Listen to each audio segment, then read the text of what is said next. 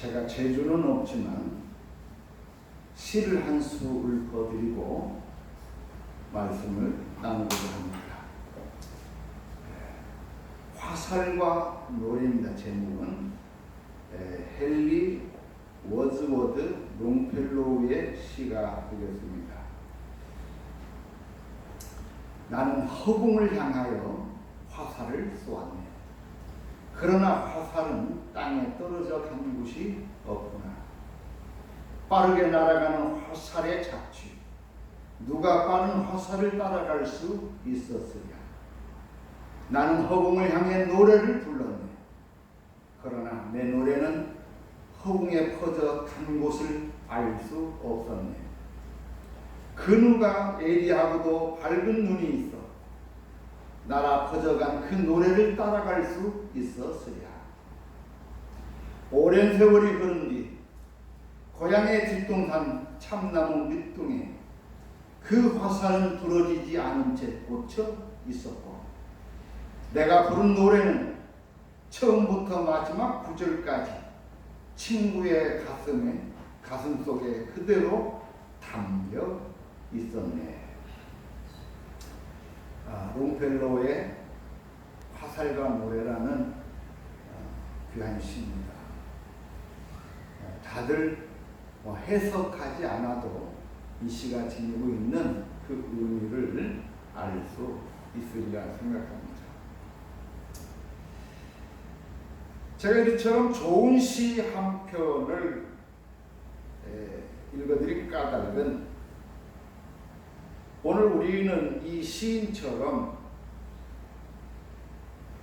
오늘 우리가 던져지는 우리의 언어가 영혼을 담아서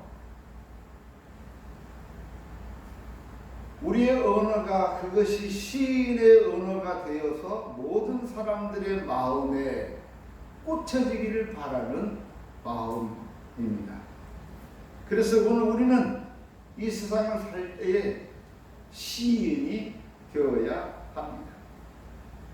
오늘 우리 가슴속 깊이 심어져 있는 그 이야기, 그 언어를 우리 안에 있는 영혼의 소리를 담아서 그 소리를 내는 시인들이 되실 수 있기를 바랍니다.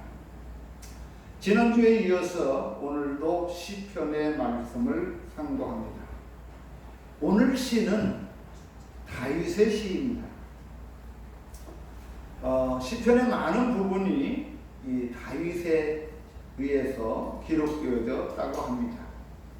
그런데 이 다윗의 시를 사람들이 유난히 더 좋아하고 또 이 시를 통해서 많은 은혜를 받습니다.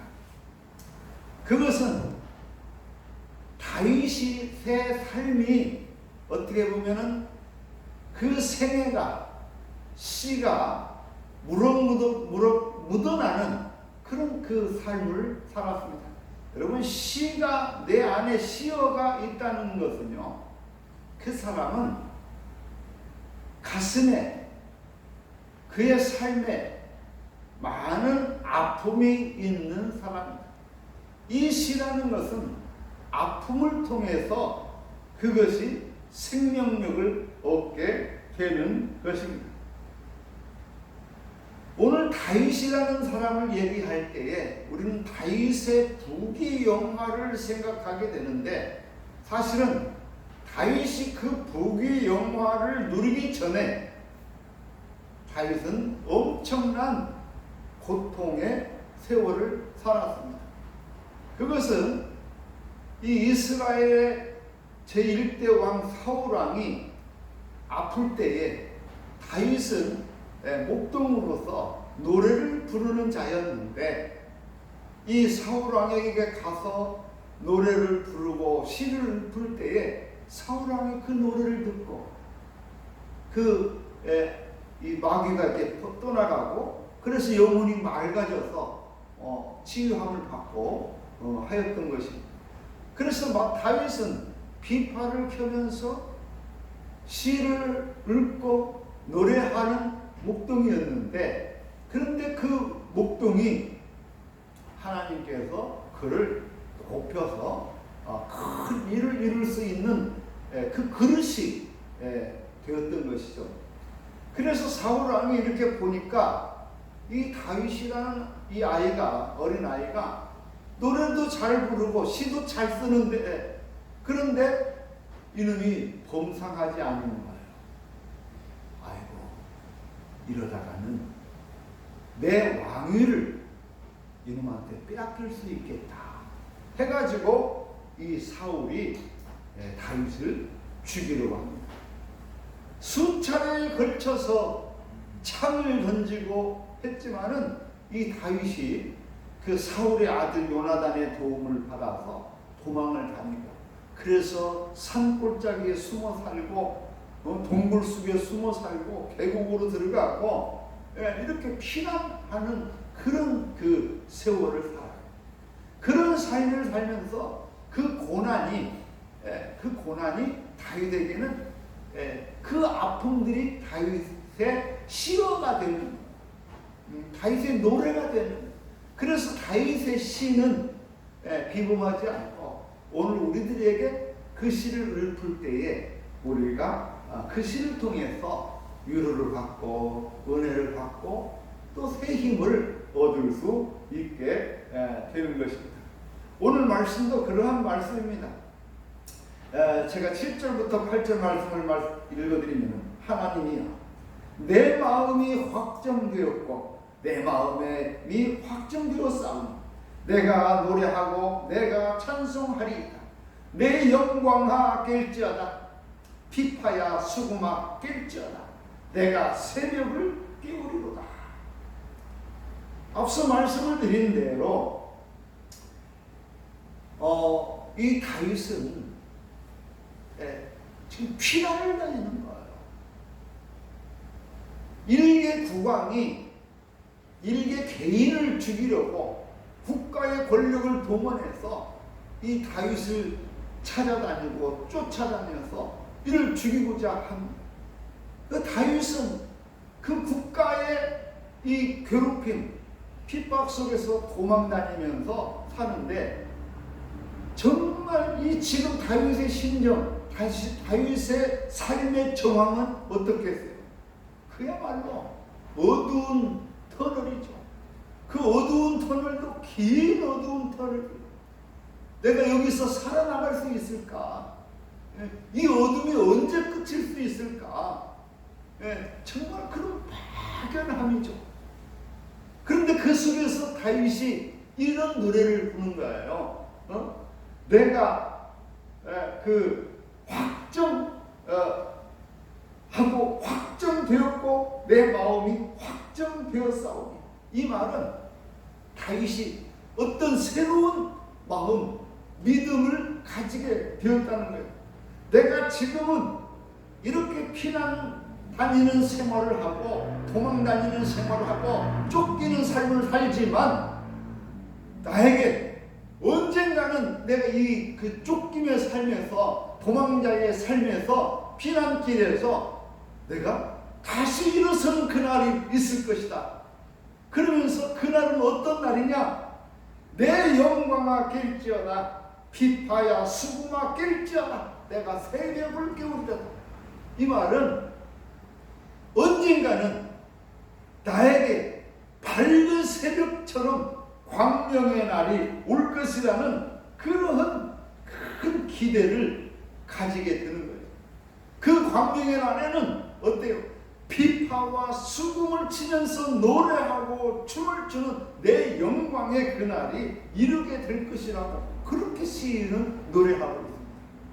사랑하는 성도 여러분, 어떻게 보면은 오늘 우리 모두는 이 긴 터널을 지나듯이 어두움과 고통과 고난이 우리 앞에 놓여져 있습니다. 정말 이 칠흑 같은 이 어둠, 이 밤이 언제 개일지 우리는 알 수 없습니다. 그런데 다윗은 그러한 정황에서 그가 새롭게 깨닫고 발견한 것은, 내가 확정되었고 확정되었으니, 확실한 자기 확신을 갖게 되었는데, 그것은 뭐냐? 언젠가는 하나님께서 나에게 이 어둠을 거치고 광명의 그날을 맞이할 수 있게 하겠다는 것입니다.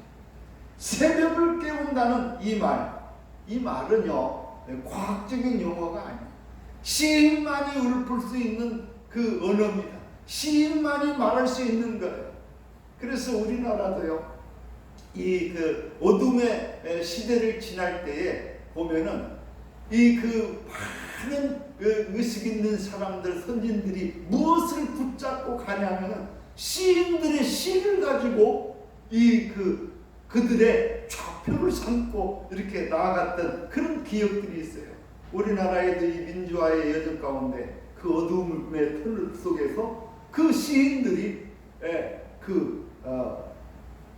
도래하게 될 새로운 세상 그날을 노래했던 것이죠. 우리가 잘 아는 뭐 박노해 씨나 이런 그 시인들의 노래를 우리가 즐겨 읽고 하곤 하지 않았습니까?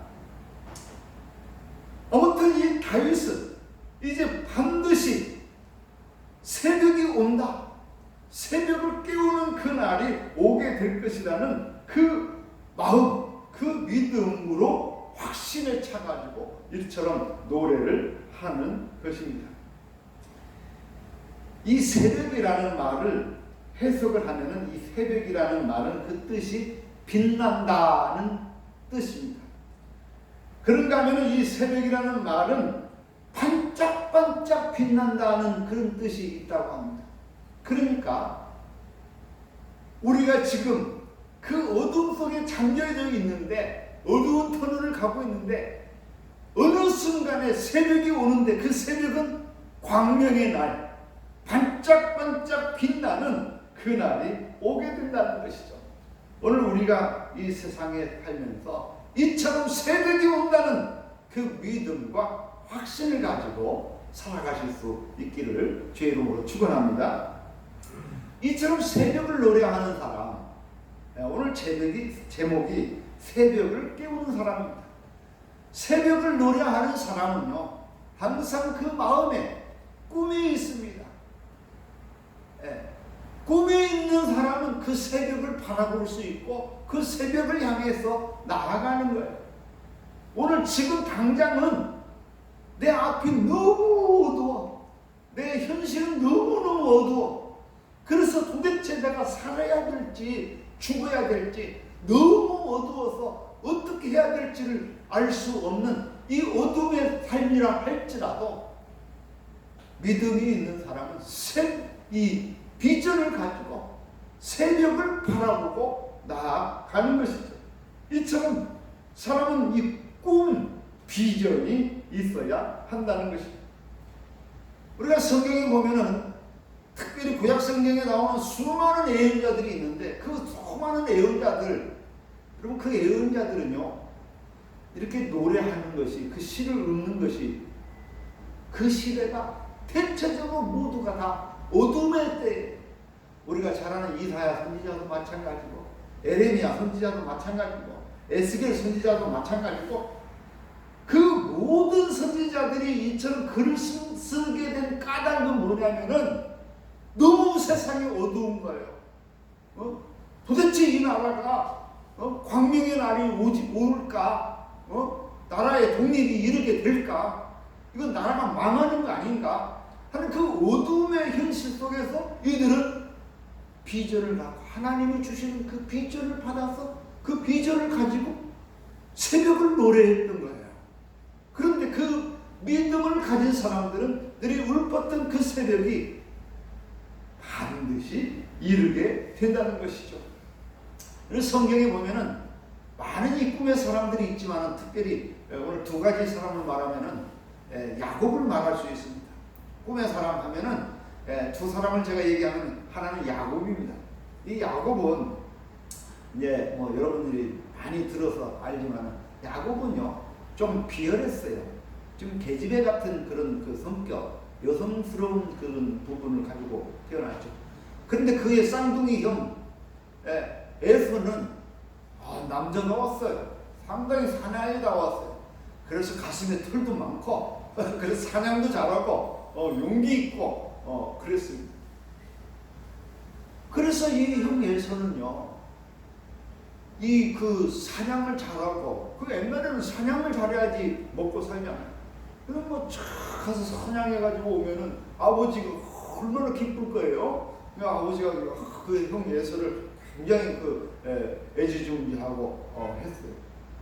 이 야곱은 힘도 없지, 재주도 없지, 사냥할 기술도 없지. 그런데 어느 날 기회가 왔어요. 형 에서가 사냥하고 왔는데 너무 시장해가지고 집에 와서 야 야곱아, 어디 뭐 좀 먹을 것 좀 없냐? 형, 여기 팥죽 한 그릇 있는데 나한테 장자명분을 파시오. 장자꾼을 나한테 팔아라. 이래 팥죽을 줄 테니. 그 형 에서가 참 강도라고 고약한 놈인데, 그래 어떻게 합니까? 너무 배가 고프니까. 그래 알았다 하고 이 팥죽 한 그릇에 장자명분을 팔았어요. 그런데 이 야곱이 어머니와 더불어서 좀 곤무술수를 써가지고 결국은 이 형 에서를 진노하게 했어요. 그래서 이 형 에서가 너무 화가 나가지고 내 이놈을 죽여버리겠다고 이제 에서 이 동생 야곱을 죽이려고 합니다. 야곱이 형 에서를 피해서 삼촌 라반의 집으로, 거리로 따지면 한 며칠간 걸어가야 할 그 거리에 삼촌 라반의 집으로 피난을 가요. 도망을 가는 거예요. 그런데 이 야곱이 피난을 가다가 이제 밤에 그냥 그 계곡에서 돌베개 들고 잠을 자는 거예요. 잠을 자다가 꿈을 꿨는데 보니까 천사들이 와가지고 사닥다리를 놓고 하늘을 올라갔다 내려갔다는 그런 꿈을 꾸는 거예요. 그래서 야곱이 그 천사들을 보고 이제 놓아주지 않는 거예요. 나를 복을 주고 가라. 안 놓아주는 거예요. 그래서 야곱이 밤새도록 천사하고 씨름을 했는데 이놈이 어떻게 악착 같은지 안 놓아주니까 그 야곱을 이렇게 황도뼈를 이렇게 때려가지고 황도뼈가 무너졌다고 하지 않습니까? 그래서 이 천사가 아이고 내가 너한테 쳤다. 그래가지고 야곱한테 준 이름이 너는 앞으로 이스라엘이라 하라. 그래서 야곱이라는 이름이 이스라엘이라는 이름으로 바뀌는 거예요. 이 한마디, 여러분, 축복이 뭐 돈을 주는 것도 아니고 뭐 먹을 것 주는 것도 아니고 너를 이스라엘이라 하라. 어떻게 보면 환상, 비전을 심어주는 거예요. 야곱이 지금 개인이고 자기는 도망자이지만 그 도망하는 그 길에서 천사를 만나가지고 끝까지 붙들고 늘어져서 그 천사가 야곱한테 그래 내가 졌다. 내가 너를 복을 주마. 무슨 복을? 이스라엘에 일하는 새로운 비전을 심어주고 야곱이 지금은 무일푼이고 지금은 도망자이고 갈 곳도 없는 그 나그네지만 그러나 야곱은 그 속에서 하나님이 주시는 그 비전을 가지고 가는 거예요. 결국은 20년 후에 야곱이 이스라엘을 이루는 조건을 만들어서 다시금 고향으로 돌아옵니다. 이게 야곱의 꿈이에요. 오늘 우리가 아무리 우리의 현실이 아무리 어둡다 할지라도 반드시 거기에는 길이 있습니다. 그 믿음을 가지실 수 있기를 바랍니다. 그런가 하면 야곱의 이 꿈이 구체적으로 실현되어지는 데에는 야곱의 11번째 아들 요셉이 있습니다. 이 요셉을 얘기는 여러분들이 많이 알 거예요. 이 요셉은요 어려서부터 꿈을 많이 꿨어요.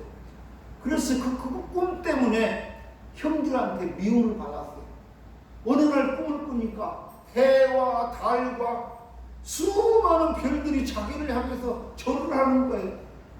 어떻게 보면 참 형들이 들을 때, 부모님이 들을 때 이거 고약한 꿈이에요.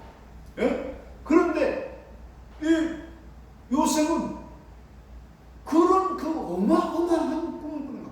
부모보다도 더 커지는 밭에 가서 벼를 베는데 나라 곡식을 베는데 그 형님들 곡식이 다 제 곡식 제 단을 향해서 절을 하는 그런 꿈을 꾸는 이 어린 요셉이 그런 꿈을 꾸다가 형들한테 미움을 받아갖고 어떻게 하냐면 형들이 죽여버리라고. 그런데 그 형들 중에서 루벤과 시몬이 좀 말려가지고 살려줘요. 그냥 우물 안에 가뒀다가 그 애굽의 그 장사꾼한테 팔아버려. 그리고 요셉이 죽었다고 아버지한테 말합니다. 이 요셉은요, 그때 나이가 요셉이 17살. 그 어린 나이에 형들의 미움을 받아서 외국에 노예로 팔려간 거예요. 노예로. 그런데 이 요셉은 노예로 팔려갔는데도 그 속에서도 계속 꿈을 꾸는 거예요. 할렐루야. 여러분, 이 꿈이라는 건 그런 거예요. 누구도 내 꿈을 짓누를 수 없는 거예요. 그 어느 누구도 내 희망을, 비전을 막을 수가 없어요.